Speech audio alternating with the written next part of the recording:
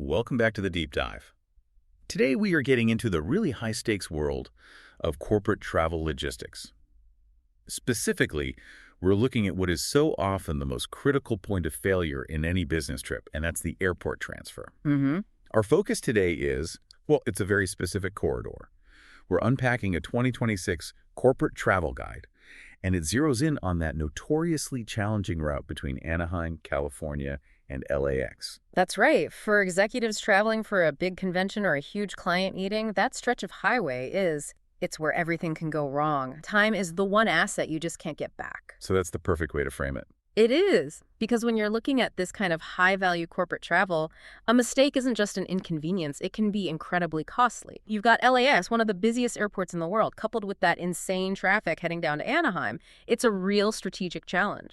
So our mission for this deep dive is to figure out how these professional services are more than just a simple rideshare.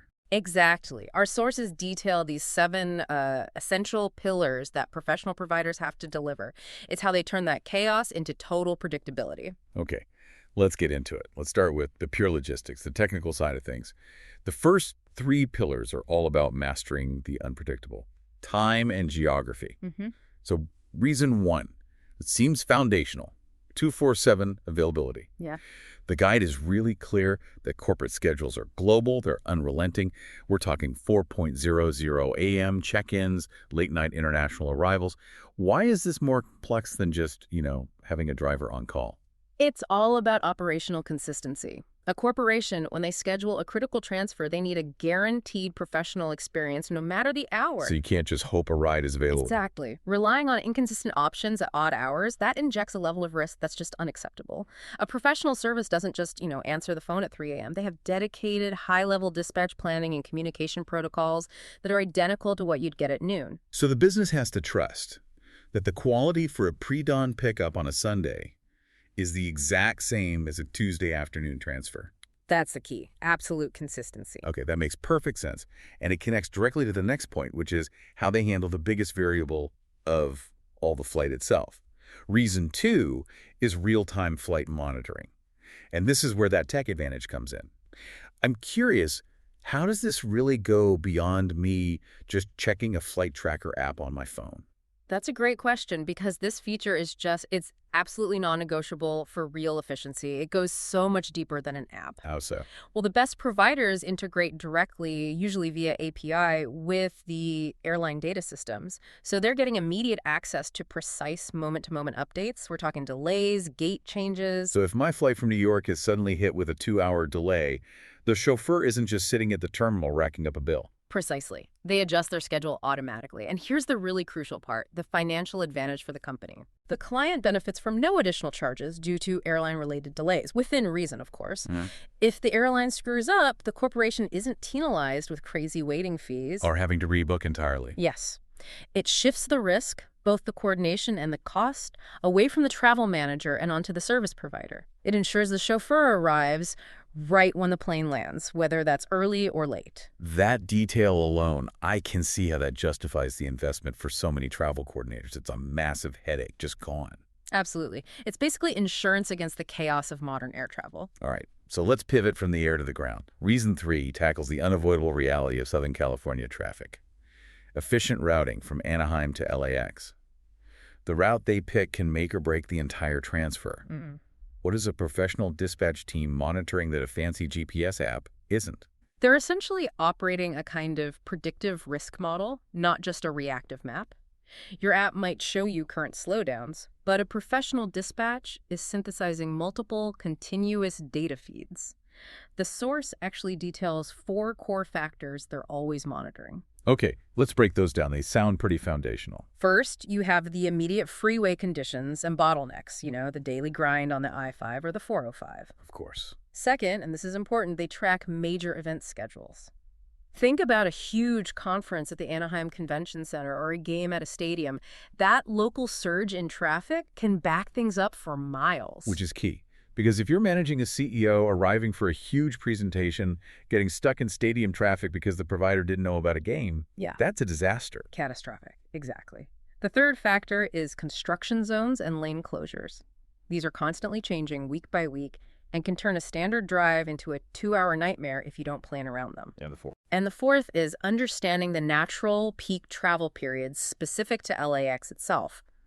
They fluctuate dramatically depending on the time of day and even which airlines have their big check-in rushes. So it's not just about seeing red on a map. It's about anticipating the why behind the traffic. That's it.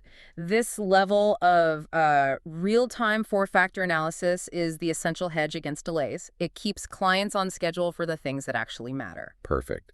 That heavy lifting on the logistics side lets us shift our focus. We can move from the hardware and the data to the human element. This takes us right into Section 2, the executive experience. And that starts with reason 4. Professional chauffeurs trained for corporate protocols. What separates these chauffeurs from just, a highly rated driver? This is maybe the most crucial difference. The chauffeur is the front line, the image of the company. They have to be licensed, vetted, and rigorously trained. It goes way beyond just basic driving. Their training covers 3 really distinct areas. Okay, tell us about that training. First, there's extensive training in business etiquette and executive guest handling. So that's everything from how to greet someone to luggage protocols to, maybe most importantly, understanding when to speak and when to maintain absolute silence. Right. Second is defensive driving and advanced airport navigation. They're trained to handle high-stress driving environments with total calm. But the third area, and this is arguably the most important for corporate clients, is strict confidentiality protocols. That confidentiality piece is fascinating. If an executive is flying in for a merger announcement or an investor pitch, they're probably using that car ride for final prep. They almost always are. So how does the training address hearing sensitive proprietary information?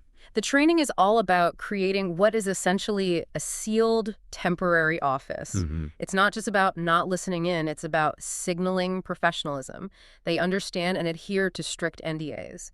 They know how to maintain the vehicle's privacy features, like sound baffling, to make sure it's a secure space. It's a human firewall. It is. The goal is that the executives feel completely comfortable conducting sensitive business, whether it's on the phone or with a colleague right there in the car. And that environment needs the right tools. Which brings us to reason 5. Luxury vehicles designed for this specific purpose. We're not just talking about leather seats, are we? No, not at all. The vehicle selection is strategic. Executives have laptops, briefcases, multiple devices. They need a quiet place to work. So the fleet has to fit specific use cases. The source highlights 3 main vehicle types. What are those? You've got your comfortable sedans, which are perfect for a solo executive who just needs a fast, discreet transfer.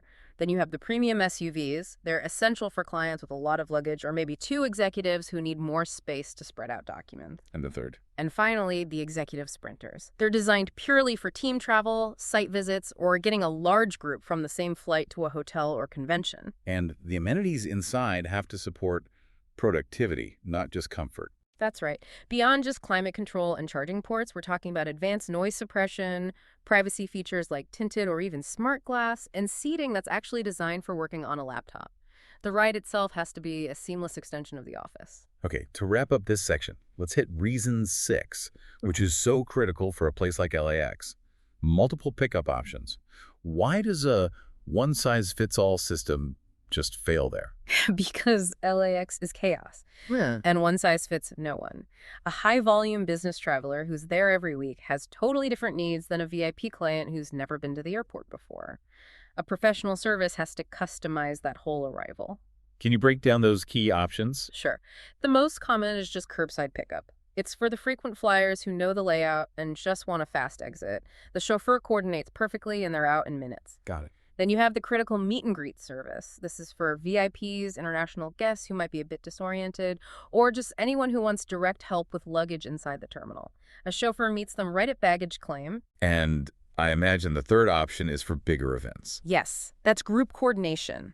This is for when a company is moving a whole sales team, for instance, and they're arriving on different flights but all going to the same place in Anaheim. The provider manages all the staggered arrivals, gets them into sprinters or SUVs, and ensures no one is left waiting. So you're minimizing decision fatigue for the executive. They step off the plane. The system takes care of the rest. Exactly. Okay, let's pivot now to Section 3, the business case. Because it isn't just about smooth travel. It's about simplifying things for the back office. This is reason 7, corporate billing and priority scheduling.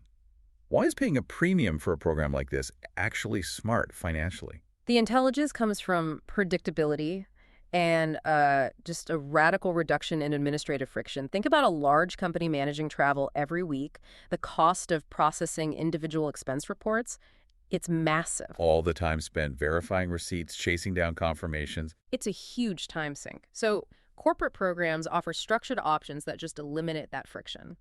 Instead of dozens of individual receipts, you get monthly consolidated invoices. One single detailed bill for all transfers. That could eliminate 20 or 30 separate expense reports right there. Okay, but let me push back on that. If I can book a ride on a consumer app for, let's say, $100, and this professional service costs $250, is that administrative saving really worth a 150% premium? That is the critical question. The true cost isn't the price on the screen, it's the cost of failure and the cost of administration. That extra 150 buys you risk mitigation. No missed pickups, no confusion, no waiting time, no delay fees. Okay. Plus, it buys that efficiency and cost control through special corporate rate packages. You know your exact transfer costs in advance. That makes budgeting so much easier. And the source also mentions priority access during peak travel. Is this basically like jumping the line when every other company is scrambling for cars during a big convention? That's exactly what it is. Having a contract flags your company as a priority client. During a huge surge like a major event in Anaheim, you get guaranteed vehicle access that might be totally unavailable for last-minute bookers. You're securing reliability when stress is at its absolute maximum. That sounds essential. And the dedicated account support must make coordinating everything much easier for the travel manager. It standardizes the entire process. Once you have a reliable partner, the internal work just simplifies. You assign one coordinator, you create standard profiles for your executives, and you use the monthly reports to monitor spending. The whole system becomes efficient and repeatable. So the administration of the travel becomes as professional as the travel itself. That's the goal. The 7 pillars together guarantee the only thing the executive has to worry about is the actual meeting they're flying in for. And that's really the core takeaway here. This is a structured, systematic solution. It's designed to eliminate risk and maximize productivity, especially in high-stakes scenarios like that run between Anaheim and LAX. They aren't selling miles, they're selling guaranteed reliability. To kind of synthesize all this, the right provider ensures punctuality, accuracy, and professionalism every single time. This whole approach, from the flight monitoring and routing to the chauffeurs and the billing it, provides complete peace of mind. We've seen how standardizing all this leads to better cost control and way less administrative hassle. But let's end with a final thought for you to explore on your own. Considering all the specialized training we talked about, the etiquette, the confidentiality, the high-level service, how might a company's consistent choice of this kind of transportation actually reinforce its own internal standards of professionalism to both its executives and its clients? Think about the subtle message that choice sends before a single handshake has even happened.